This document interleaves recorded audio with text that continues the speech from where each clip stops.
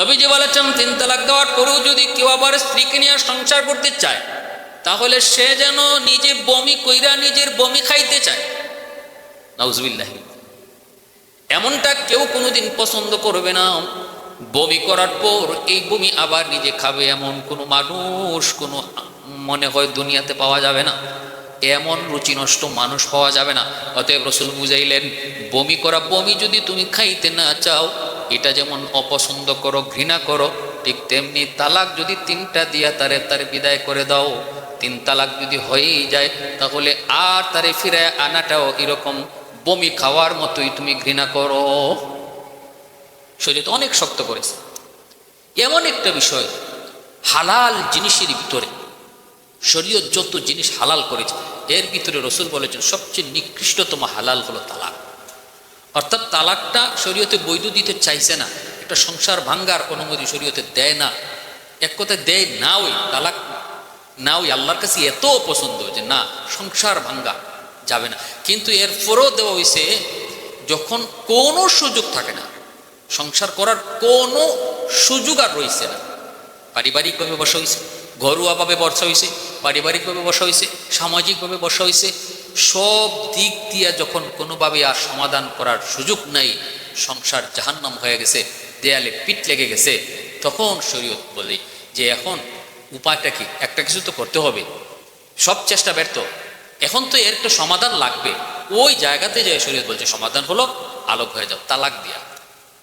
এরা তো এই না তরকারিতে লবণ কেন বেশি হইল, নে তোরে একটা তালাক। হ্যাঁ, এরও তো এই না ভাত কেন আজকে দেরিতে রান্না হলো, নে তোরে 2 তালাক। এই ছোটখাটো বিষয় নিয়ে মুখে তালাক শব্দ ব্যবহারের জন্য শরীয়ত তালাকটারে অনুমতি দেয় নাই, জায়েজ করে নাই। এটা চূড়ান্ত পর্যায়ে যখন দেয়ালে পিঠ লেগে যায়, এরপরও বলছে দেওয়ার তরিকা আছে, নিয়ম আছে। একসাথে 3 তালাক দেওয়া সম্পূর্ণ কবিরা গুনাহ, হারাম, তালাক হয়ে যাবে, কিন্তু এটা কবিরা গুনাহ। শরীয়তের সিস্টেম দিয়ে রাখছে। তালাক দেওয়ার তরিকা হলো, সে যদি তোমার কথায় তোমার বারবার উপদেশে সংশোধন না হয়, ঘরোয়াভাবে বসার পরেও, সামাজিকভাবে বসার পরেও, পারিবারিকভাবে বসার পরেও, যদি স্ত্রী সংশোধন না হয়, তখন তুমি তারে একটা তালাক দাও। তাও সে যে মাসে পবিত্র, মাসের সে যে কদিন অসুস্থ থাকে, মাসিক অসুস্থ, এই অসুস্থতা না, সে যখন পবিত্র থাকে তখন তারে একটা তালাক দাও। দ্বিতীয় তালাকটা দিবা পরের মাসে, সুযোগ নিবা 1 মাসের ভিতরে সে সংশোধন হয়ে যায় কিনা। যদি সংশোধন হয়ে যায়, তুমিও যদি মনে করো না তালাকটা দেওয়া ঠিক না, সংশোধন হবে, তুমি তারে আনতে পারো, ডাক দিলেই, কাছে গেলেই, তারে ধরলেই তালাক উঠলো, 1 তালাক উঠলো। কিন্তু যদি সংশোধন না হয়, তুমিও যদি ডিটারমাইন করো যে না এইভাবে যদি চলতে থাকে সংসার করা যায় না, তাহলে দ্বিতীয় মাসে তুমি আর একটা তালাক দাও, এটাও পবিত্রতার হালতে। এরপরে তার আরো 1 মাস সুযোগ দাও, 3 তালাক পর্যন্ত আরো 1 মাস সুযোগ দাও। কারণ 2 তালাক দেওয়ার পরও যদি কেউ সংসার করতে চায়, সুযোগ রয়েছে, তারে ফিরে আনতে মন চাইলে ফিরে আনা সম্ভব, ফিরে আনা সম্ভব। নতুন করে একটা আক্ত করলেই হয়ে যাবে, আর বাড়তি কোনো কিছু করা লাগবে না। কিন্তু 2 তালাক দেওয়ার পরেও যদি সংশোধন না হয়, তোমারও যদি আর তারে নিয়ে সংসার করার ইচ্ছা নাই থাকে, তুমিও সুযোগ পাইছো 2 মাস, সেও সুযোগ পাইছে 2 মাস। এরপরে যখন 3য় মাসে এসে পড়ে, সিদ্ধান্ত এখন ফাইনাল নিতে হবে। এখন যদি তুমি তালাক দিয়ে দাও, এটা হবে 3 তালাক, আর এই তালাকটা হবে তালাকে মুগাল্লাজা। এই তালাক দেওয়ার পর আর কোনো সুযোগ থাকে না, কোনো সুযোগ নেই। মেয়েরও সুযোগ থাকে না, ছেলেরও আর কোনো সুযোগ থাকে না 3য় তালাক দেওয়ার সময়। অতএব 3 নম্বর মাসে 3য় তালাকটা দেওয়ার সময় ওভার চিন্তা করো, যে তখন সন্তানের চিন্তা করো, যে বউটা যদি চলে যায়, আমার সন্তানের লালন পালন করবে কে, আমি যারা আরেকজন বউ বানিয়ে আনবো, সে আমার সন্তানকে এইভাবে নিজের সন্তান মনে করবে কিনা, এই চিন্তাটা অন্তত ওই সময়ে করো। লাস্ট তোমাকে 3য় মাসে তালাক দেওয়ার আগে সুযোগটা দিয়েছে ইসলাম। যদি এখানেও তুমি ডিটারমাইন হও যে না কোনো চিন্তা নেই, তারা ছেড়ে দিলে আমার কোনো অসুবিধা নেই, তখন 3 তালাক দিয়ে দিলা, আর সেও সংশোধন হলো না, আর ইসলাম বলে সুযোগ নেই। এখন কান্নাকাটি করে কইবা আমার বাচ্চাগুলার কি হবে, হুজুর আমার বাচ্চাগুলারে কে ফেলবে। বাচ্চাগুলার চিন্তা করার জন্য শরীয়ত তোমাকে 3 মাস টাইম দিছিল, 3 মাস। 3 মাসের ভিতরে তুমি তালাক নিয়ে ভাবো। এই সুযোগটা তোমাকে শরীয়ত দিয়েছিল, কিন্তু তুমি শরীয়ত সে সুযোগ গ্রহণ করো নাই। এই সুযোগের ভিতরেও তুমি তোমার চিন্তায় ডিটারমাইন্ড ছিলে। এজন্য তালাক দেওয়ার শরীয়তি পদ্ধতি যেটা রয়েছে, ওই পদ্ধতি যদি তালাক দেওয়া হয় তাহলে সংশোধনের সুযোগ রয়েছে, কিন্তু এক বসায় এক মজলিসে একসাথে যদি 3টা তালাক শব্দ উচ্চারণ করা হয়, 3 বার যদি তালাক বলা হয়, তাহলে তালাক হয়ে যাবে। তালাকে মুগাল্লাজা আর ফিরে আনার সুযোগ নাই। কিন্তু তুমি যে শরীয়তের সিস্টেম লঙ্ঘন করেছো, এজন্য তুমি কবিরা গুনাহ করেছো, আল্লাহর কাছেও জবাব দেওয়া লাগবে। এজন্য হযরত ওমর ফারুক রাদিয়াল্লাহু তাআলা আনহুর জামানায় এক লোকে তার বউরে 100 তালাক দিছিল। বিচার হইছে হযরত ওমরের আদালতে। হযরত ওমর বলতেছেন, তোমারে কয় তালাক দেওয়ার অনুমতি দিছে শরীয়ত? কয় 3 তালাক। তাহলে বাড়তি দিছ কয়টা? কয় 97টা। হযরত ওমর বলেন, ফিটের পোশাকটা হলো আর ফিটটা ফাতায় দাও, বাকি 97টা তালাক তোমার ফিটে এখন দেওয়া হবে। এই বলে খলিফাতুল মুসলিমিন হযরত ওমর তার 97টা বেদ দিছেন, 97টা বেদ তার ফিটে দিছেন। শরীয়ত অনুমতি দিছে 3 তালাক তোমার, বাকি 97টা যে তুমি দিছো শরীয়ত লঙ্ঘন করছো, এটাও তোমার ফিটে যাবে। এজন্য ভালো করে ইয়াদ রাখো যুবক, সাবধান, হুঁশ রেখে কাজ করো, বেহুশ হও না। কান্নাকাটি করে শরীয়ত চলে না, আবেগের উপরে শরীয়ত চলবে না। শরীয়তের মাসালার জায়গায় থাকবে, তোমার কান্নাকাটি আর আবেগের কোনো মূল্য থাকবে না। তবে হ্যাঁ, টেলিভিশন মার্কা কিছু হুজুর, আহলে হাদিস মার্কা কিছু হুজুরের কাছে যদি যাও, তাহলে সে কিন্তু কইব, মুখে তালাক দিলে হয় না, একসাথে 3 তালাক দিলে তালাক হয় না, লিখিত তালাক দিলে তালাক হয়, লিখিত ছাড়া মৌখিক হয় না। এই ধরনের ফতোয়া দিয়ে তোমার সংসার আবার মিলিয়ে দিয়ে দিবে।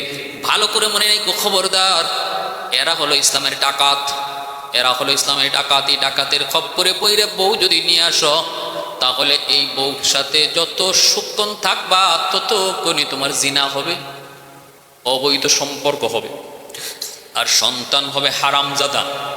অতএব যদি যেই ঘরে হারামজাদা সন্তান তৈরি হবে, অবৈধ সন্তান তৈরি হবে, এই ঘরে শান্তির আশা কেমন করে করো? আজকে আমাদের সমাজে কিন্তু এই রূপটা ছড়াই গেছে। এই টেলিভিশন মার্কা হুজুররা ফতোয়া দিয়া আমার জানা মতে কয়েকটা ফ্যামিলিতে এরকম 3 তালাক প্রাপ্তা বউকে ফিরাইয়া দিছে।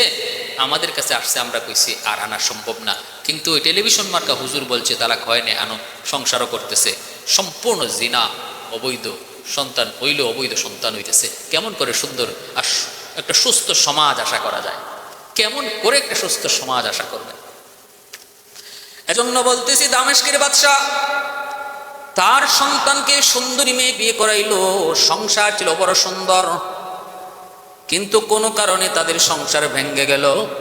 কিন্তু ভাঙ্গার পরে আবার বউকে নিয়ে সংসার করার জন্য হযরত ইয়াহইয়া আলাইহিস সালামের কাছে ফতোয়া চাইলো। ফতোয়া কয়, হুজুর আমরা ভুল করে ফেলেছি, বাদশার ছেলে ভুল করে ফেলেছি, এখন আমার বউকে নিয়ে আমি আবার সংসার করতে চাই।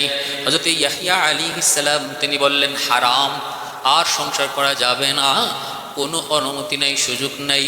একটা সুযোগ, অন্যত্র তার বিয়ে বসবে, সে তার অন্যত্র বিয়ে হবে। ওই বিয়ে হওয়ার পর সেই স্বামী যদি স্ব-ইচ্ছায় তারে তালাক দেয়, তার চাপের মুখে না, কণ্টা কণা স্ব-ইচ্ছায় যদি তার কাছ থেকে সে আবার তালাক খায়, তখন তার ইদ্যত পার হওয়ার পর আবার তুমি ফিরে আনতে পারবা। এছাড়া কোনো সুযোগ শরীয়তে নাই। এই কথা বলা মাত্রই বাদশার ছেলের মাইন্ডে লাগলো, তার যেন ইজ্জতে হামলা হলো। আমি একজন বাদশার ছেলে, আমার বউ আরেক জায়গায় বিয়ে হবে, এরপরে আমি তারে বিয়ে করে আনবো, এটা কেমন ফতোয়া আপনি দিলেন? সে খুব রেগে গেল, চটে গেল। এরপরই এই বাদশার কাছে ওই খবর গেল, বাদশাও খেপে গেল, বাদশার ছেলেও খেপে গেল। এইদিকে মেয়ের পরিবার সবাই চরমভাবে খেপে গেল। পারিবারিকভাবে তারা সিদ্ধান্ত নিয়ে নিল, কয় ইয়াহইয়ার কল্লা কাটতে হবে, ইয়াহইয়াকে খুন করতে হবে, হত্যা করতে হবে। এটা হলো একটা রেওয়ায়ত। আরেকটা রেওয়ায়ত হলো বাদশাহ নিজেই সুন্দরী একটা মেয়েকে বিয়ে করেছে, দামেস্কের খুব সুন্দরী। যে মহিলাকে বিয়ে করেছে এই মহিলাটা বিধবা, তার আর একটা স্বামী ছিল, ওই ঘরে একটা মেয়ে আছে, উপযুক্ত মেয়ে। এইবার বাদশার স্ত্রী, দ্বিতীয় বউ যে বাদশার, এই স্ত্রী কইতেছে, আমি তো তোমার কাছে বিয়ে বসলাম, কিন্তু আমার আগের তরফের যে একটা মেয়ে আছে, এই মেয়েটারও আমি তোমার কাছে বিয়ে দিতে চাই। বাদশাহ তো খুব খুশি, বাদশাহ গতি তুইটা আমি পাইলাম আর চাইলাম। তখন ইয়াহিয়া আলাইহিস সালাম তিনি যে রাজ দরবারে বাধা দিচ্ছেন হারাম, তিনি বলছেন মা এবং মেয়ে একই সাথে এক লোকের সংসার করা সম্পূর্ণ হারাম, হারাম, হারাম। যদিও সে আগের তরফের, কিন্তু সে তো মা। মা আর মেয়ে একসাথে এক পুরুষের সাথে শুইতে পারেন, এটা হারাম। যেই মাত্র সে হারাম কইছেন, সাথে সাথে বাদশা খেপে গেল। সে তখনই কেইপা জল্লাদকে আদেশ দিল, খুনিকে আদেশ দিল, ইয়াহিয়ার কল্লা কাটা লাগবে। এমনকি ওই রানী বাদশার বউ, সে অনুষ্ঠানের ভিতরে বলল, আমারে যদি তুমি কোনো কিছু দিয়ে খুশি করাইতে চাও, তাহলে স্বর্ণ না, টাকা পয়সাও না, আমি ইয়াহিয়ার কল্লা চাই, যে আমাকে বেইজ্জত করছে। নাউজুবিল্লাহ। সত্য মাসলা, সঠিক মাসলা, শরীয়তের উচিত কথা, শরীয়তের কথা, আল্লাহর কথা কোয়া, এটা অপরাধ। কেন তিনি হারাম কইলেন? হারামকে হারাম কেন কইলেন? এটাই ছিল হযরত ইয়াহিয়া আলাইহিস সালামের অপরাধ, জাকারিয়া আলাইহিস সালামের ছেলে।